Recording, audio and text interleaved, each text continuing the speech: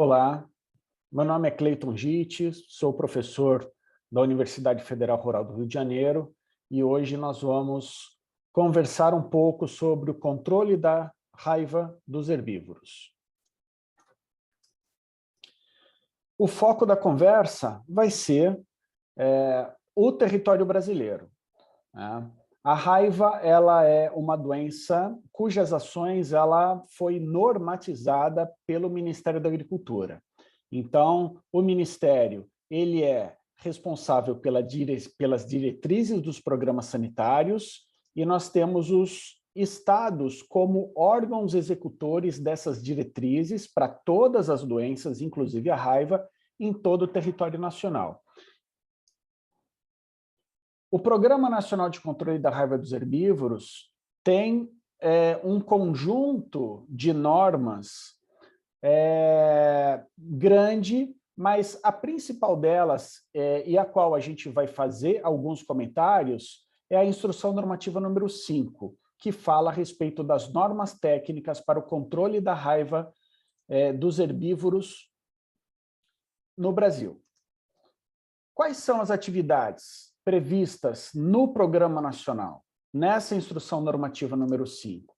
O atendimento à suspeita com investigação epidemiológica, a vacinação dos herbívoros domésticos, o cadastramento e o monitoramento dos abrigos de desmodos rotundos, o controle da população desses morcegos hematófagos e desmodos rotundos e educação sanitária em defesa agropecuária. A gente vai tecer alguns comentários sobre algumas dessas atividades.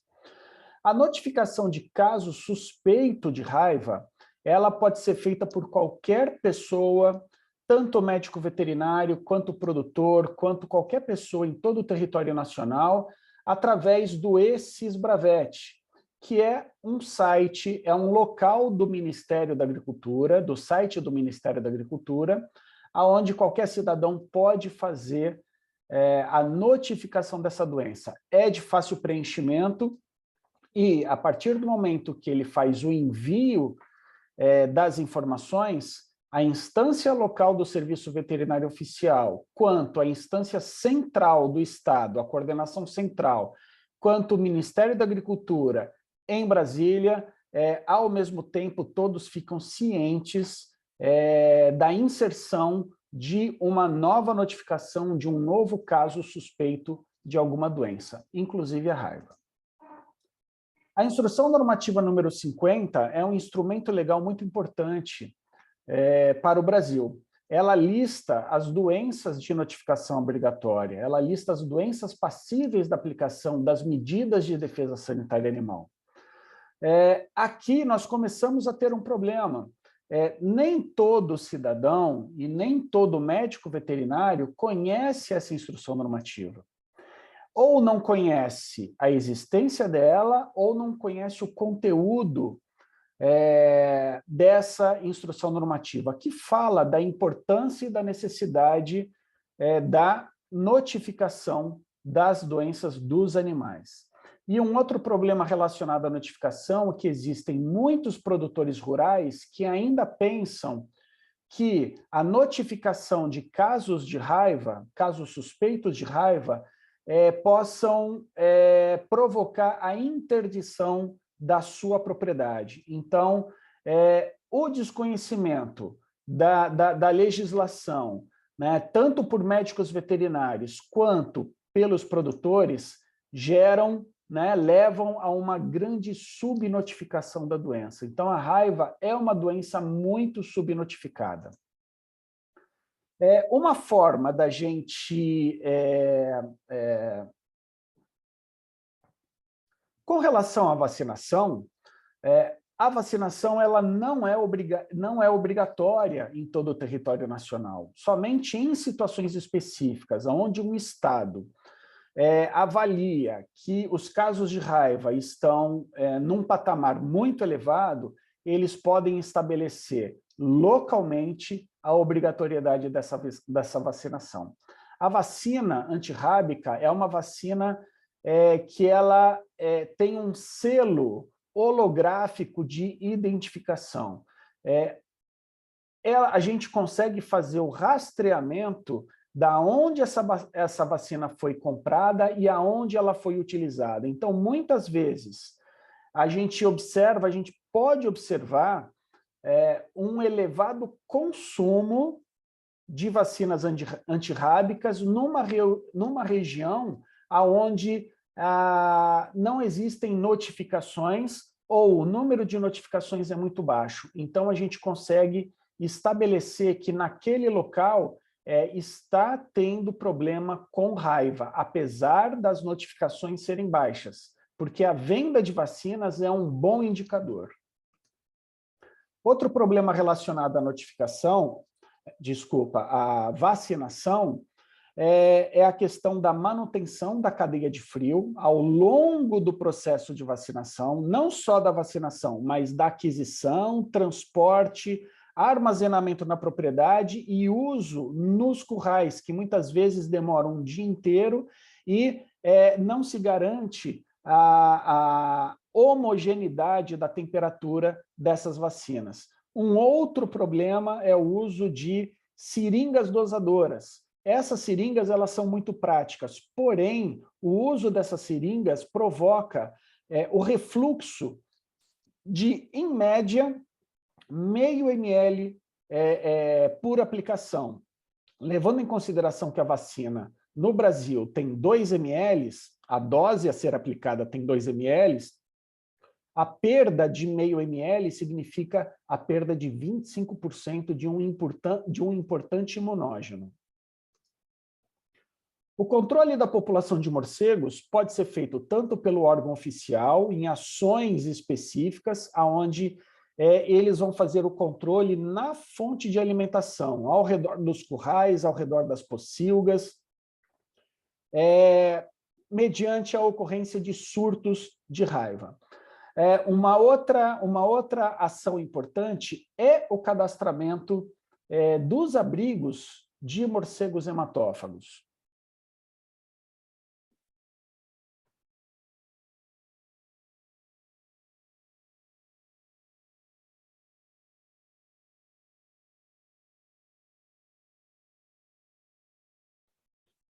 Outra ação importante, realizada pelo órgão de defesa sanitária animal, é o cadastramento e o monitoramento de abrigos.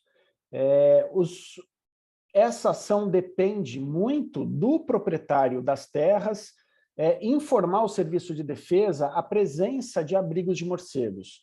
O veterinário oficial vai lá avaliar se aqueles são morcegos hematófagos ou não, fazendo o cadastro daquele abrigo para monitoramento da sua população.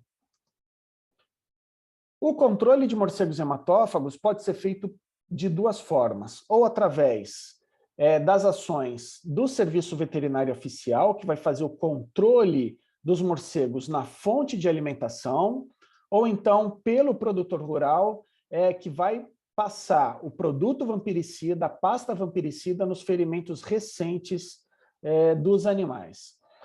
Um produto que foi desenvolvido e lançado no Brasil é um vampiricida em gel de aplicação dorsal nos animais. Mas, infelizmente, ele ficou pouco tempo disponível no mercado e não é mais vendido. Isso afeta bastante a possibilidade de controle de morcegos naqueles animais que não vão para o curral. Esse é um produto destinado a animais de difícil lida, como animais de corte, ou aqueles animais que não vão para o curral todos os dias. A pasta vampiricida é a principal ferramenta do produtor para aplicar no ferimento recente dos animais. Só que um grande problema da pasta vampiricida aqui no Brasil é o preço, é o valor de venda no comércio. Nós encontramos, por uma colaboração de colegas do Brasil inteiro e até de outros países, nós conseguimos levantar que o preço dessa pasta em dólar, ela varia no Brasil de 9 até 13 dólares. No nosso caso, com o nosso padrão inflacionário, essa pasta ela custa muito cara. né? Na Bolívia, recebemos a informação que custa por volta de 5 dólares, na Colômbia, 14 dólares. Então, o alto valor dificulta a aquisição e utilização desse produto pelo pecuarista. E uma questão bastante importante de ser discutida é quando controlar os morcegos? Quando ocorrer um caso de raiva na propriedade, né? Isso é um erro, é um erro que nós observamos pelos órgãos de defesa sanitária animal executar ações prioritárias quando acontece o foco. O controle de morcegos nessa propriedade, ela não tem que acontecer depois do foco de raiva. Lembrando que os morcegos que transmitiram o vírus aos animais, eles transmitiram o vírus 60 dias atrás. Então, esses morcegos, muito provavelmente, eles já migraram, já se deslocaram para outros abrigos, né? Então, não é uma ação prioritária fazer o controle em currais, em propriedades que estão tendo ou tiveram raiva. A principal atividade a ser desenvolvida é o controle de morcegos de forma preventiva. Como assim? O criador observa lesões nos animais e, de acordo com a taxa de ataque, se for alta ou simplesmente pela presença de mordedura nos animais, eles utilizam a pasta vampiricida. E o Serviço Veterinário Oficial tem os abrigos que foram cadastrados como fonte de informação, observando a taxa de ocupação desses abrigos, se ela é alta ou se ela é baixa, para realizar ações de controle nas propriedades. Uma ação que dificulta bastante o controle dos morcegos e, consequentemente, o controle da raiva é que somente uma propriedade ou pouquíssimas propriedades dentro de uma região que faz o controle desses morcegos. Então, aqueles morcegos que se alimentam em animais em outras propriedades vizinhas, eles não são controlados. E esse abrigo, ele sempre vai ser reocupado pelo deslocamento entre colônias. Então, acaba que a ação de controle dessa propriedade ela é muito pouco eficiente, porque os seus vizinhos não controlam os morcegos da mesma forma que essa propriedade ela controla. Então, ela sempre vai ter problema com ataque de morcegos. Não só ela, como as outras propriedades nessa região.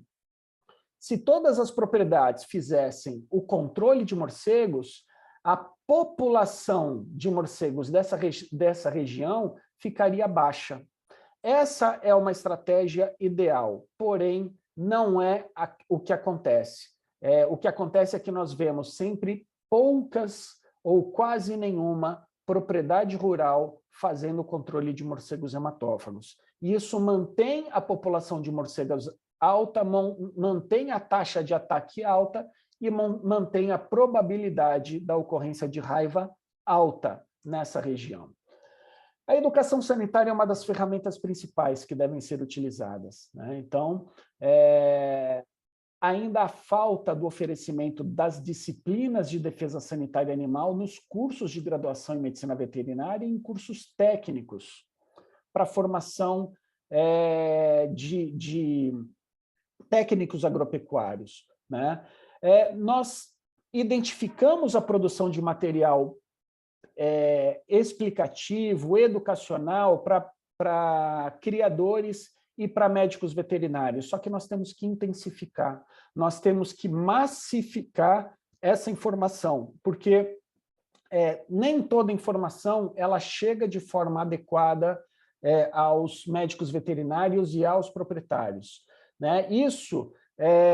Esse tipo de informação ela é importante para a gente observar a elevação da notificação dos casos e a elevação da notificação de abrigos para cadastro pelo Serviço de Defesa, né? É importante passar a informação das estratégias adequadas de uso de pasta numa propriedade ou em várias propriedades na mesma região. Passar a informação adequada a respeito de como vacinar, de como conservar essa vacina, qual o melhor equipamento a ser utilizado na vacinação, para que a gente tenha uma ação mais eficaz dessa vacinação, né? Porque vacinar é diferente de imunizar. A gente muitas vezes a gente observa que os animais eles foram vacinados, mas de acordo com os problemas na aplicação dessa vacina e na conservação dessa vacina, nós vamos ter aí um problema na imunização desses animais. Então, nós temos, né, como conclusão, nós podemos dizer que nós temos ferramentas excelentes para o controle da raiva dos herbívoros. Porém, elas são utilizadas de forma pouco eficientes, né? Então, muito importante é a questão da educação sanitária, para nós elevarmos a notificação. O Serviço de Defesa Agropecuária precisa saber o que está acontecendo, aonde está acontecendo, o quanto está acontecendo, para poder planejar a ação. Sem a notificação, o Serviço de Defesa ele não trabalha de forma adequada. Realizar as vacinações de forma adequada, como já falei, as estratégias de controle de morcegos mais eficientes, de forma mais adequada, e um melhor trabalho, uma melhor estruturação das ações de educação sanitária. Isso é bastante importante. Essas são as ações prioritárias hoje que a gente tem e que a serem executadas no Brasil. Não que elas não sejam, a gente precisa melhorar todas essas ações para a gente conseguir um melhor resultado hoje num programa que ele é muito bem elaborado, muito bem estruturado. Eu agradeço a oportunidade de estar aqui e deixo saudações a todos os participantes do nosso Rita Brasil. Saudações.